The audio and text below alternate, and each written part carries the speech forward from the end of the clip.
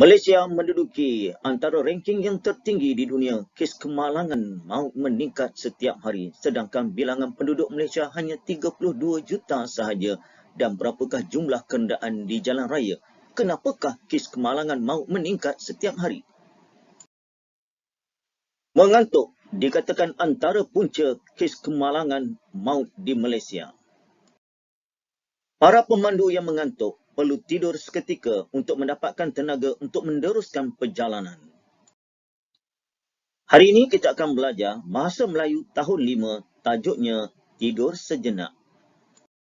Objektif yang ingin dicapai pada hari ini, cikgu mengharapkan anak murid mampu mengenal pasti dan membina ayat menggunakan kata adjektif berdasarkan bahan. Kemahiran pada hari ini iaitu kemahiran tata bahasa.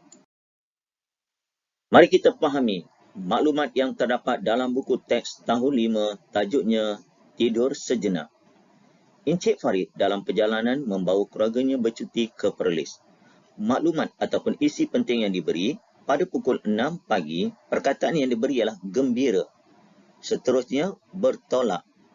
Awal pagi, jauh. Itu maklumat pada pukul 6 pagi. Manakala pada pukul 12 tengah hari pula, tiada perkataan atau isi penting yang diberi. Hanya berpandukan gambar menunjukkan Encik Farid berasa mengantuk. Manakala pada pukul 1 tengah hari pula, tiada juga maklumat yang diberi, hanya gambar yang menunjukkan kereta sedang bergerak. Jadi murid dikenaki berfikir apakah yang perlu dilengkapkan berdasarkan gambar dan isi penting yang diberi. Seterusnya kita fahami dialog di antara ibu dan anak-anak. Ibu, mengapakah ayah berhenti? Kita perlu tiba di sana cepat. Oh, jawab ibu dia. Ayah penat. Semalam, ayah pulang ke rumah lewat atas urusan kerja. Usah bimbang, Farisha. Ayah perlu tidur sejenak. Tidur sejenak dapat mengembalikan kecergasan badan dan otak kita semula. Biar ketibaan kita lambat, asalkan kita selamat. Manakala perkataan yang berwarna, ada 3 perkataan iaitu risau, hampir, rapat. Fokus pada hari ini iaitu kata adjektif. Apakah maksud kata adjektif? Kita fahami dahulu.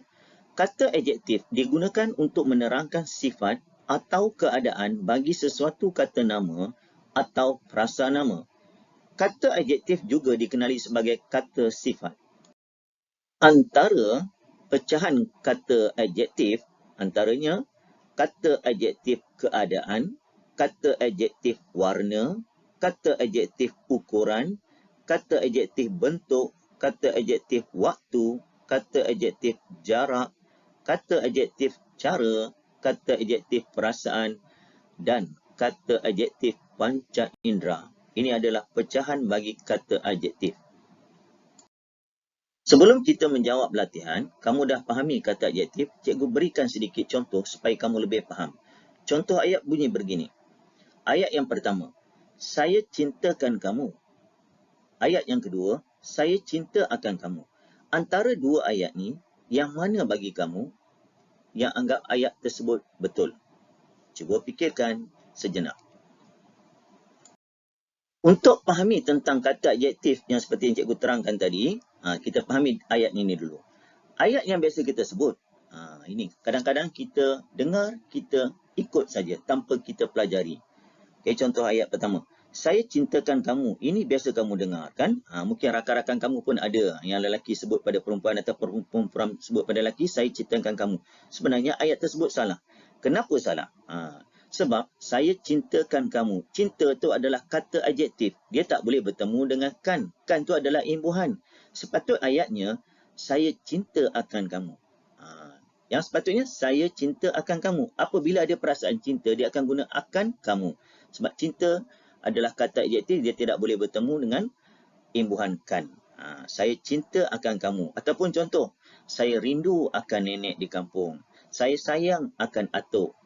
Sepatutnya begitu. Itu contoh kata adjektif. Tapi kita dah biasa sebutkan perkataan yang salah. Latihan pada hari ini, kamu dikenaki senaraikan kata adjektif yang terdapat dalam petikan. Mari kita bincang apakah perkataan yang sepatutnya termasuk dalam kategori kata adjektif. Yang pertama, perasaan ni.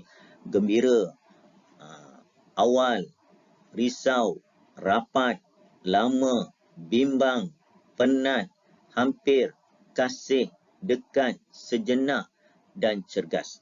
Kalau kamu tengok di sini, kata adjektif dia tidak ada imbuhan. Itu clue yang pertama, kamu tengok dia tidak ada imbuhan awalan ataupun akhiran. Ataupun imbuhan apitan. Seterusnya, kamu dikenaki membuat ayat dengan menggunakan kata adjektif tersebut.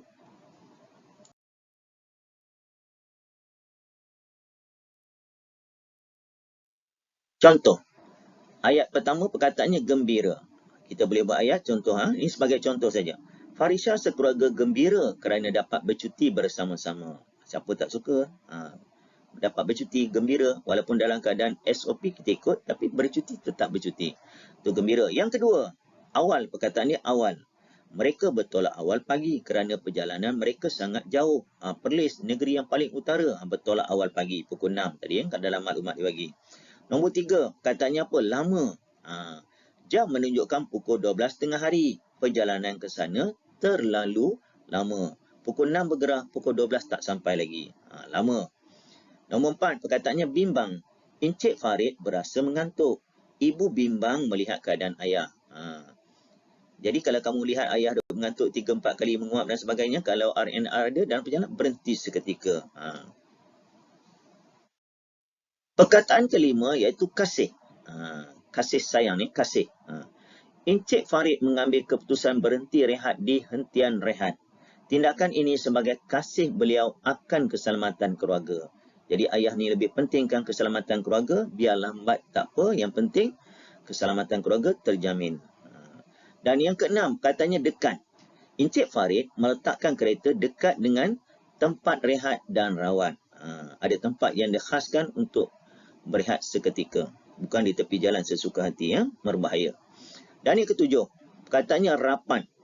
Farisha duduk rapat dengan ibu, manakala kakak duduk hampir dengan ibu. Ada beza rapat dengan hampir tu. Dan yang terakhir, risau. Farisha risau mereka akan lewat sampai. Inilah contoh ayat. Kamu boleh buat ayat kamu sendiri berdasarkan maklumat dan gambar yang diberi.